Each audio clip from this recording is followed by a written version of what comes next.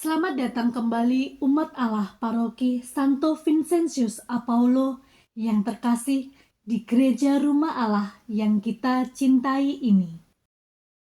Saudara-saudari terkasih, mari kita dengarkan katekese Pramisa Minggu Prapaskah kedua. Tema katekese kita minggu ini ialah menjalankan dan memaknai masa retret agung bagian 2. Berpuasa yang menggembirakan. Dan apabila kamu berpuasa, janganlah muram mukamu seperti orang munafik. Mereka mengubah air mukanya supaya orang melihat bahwa mereka sedang berpuasa. Aku berkata kepadamu, sesungguhnya mereka sudah mendapat upahnya. Tetapi apabila engkau berpuasa, minyakilah kepalamu, cucilah mukamu, supaya jangan dilihat oleh orang bahwa engkau sedang berpuasa, melainkan hanya oleh Bapamu yang ada di tempat tersembunyi. Maka Bapamu yang melihat yang tersembunyi akan membalasnya kepadamu. Teks Matius bab 6 ayat 16 sampai dengan 18 di atas mengingatkan kita tentang puasa yang benar menurut ajaran Yesus Tuhan kita. Jika kita rangkai intinya, mungkin bisa dirangkum menjadi puasa itu menggembirakan. Umat Allah yang terkasih, konteks ajaran Yesus di atas ialah kumpulan nasihat untuk para pengikutnya yang notabene hidup dengan kepatuhan kuat terhadap tradisi budaya dan keagamaan. Tidak jarang kepatuhan ini seolah-olah memenjarakan mereka dalam melakukan kewajiban agama. Kepatuhan buta dan dangkal hingga terkadang mereka mengorbankan nilai-nilai yang lebih luhur demi sekedar melakukan praktek-praktek dan ritus keagamaan.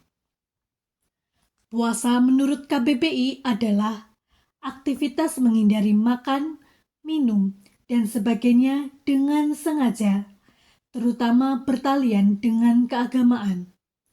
Dari pengertian ini dapat kita pahami bahwa puasa adalah aktivitas ragawi yang dijalankan dengan semangat rohani. Jika kita perluas, berpuasa tidak berhenti pada sekedar tidak makan atau minum, melainkan harus sampai pada sikap sadar dan niat untuk mempersembahkan silih atas kedosaan diri sendiri dan dunia. Jadi, puasa hanyalah jalannya saja, silih adalah tujuannya. Tidak makan dan tidak minum adalah bentuk kelihatan dari dorongan rohani yang tak kelihatan untuk senantiasa mengutamakan dan menghormati Allah dalam setiap nafas hidup kita. Tidak makan dan tidak minum adalah jalan, bukan tujuan. Tujuan kita dengan berpuasa ialah bertobat dan bergantung pada Allah sumber hidup kita. Pemahaman yang benar tentang puasa seperti di atas membantu kita untuk sadar bahwa ada banyak bentuk puasa yang bisa kita lakukan sebagai jalan menuju tobat sejati. Minggu lalu, kita sudah mendengarkan katekese Pramisa tentang aturan puasa menurut ajaran gereja. Kapan puasa itu wajib dijalankan? Siapa saja yang terikat menjalankannya? Dan seperti apa model puasa yang dianjurkan gereja? Kali ini, baiklah kita sedikit menyentuh realita zaman ini dengan mengupayakan model-model puasa kekinian yang kita sebut puasa ala Gen Z. Zaman ini, dunia kita dipenuhi dengan aneka perkembangan teknologi dan digital. Kita semua, secara khusus kaula muda, gereja, dihadapkan pada hiruk-pikuk dunia maya dan segala bentuk dari kemajuan teknologi digital.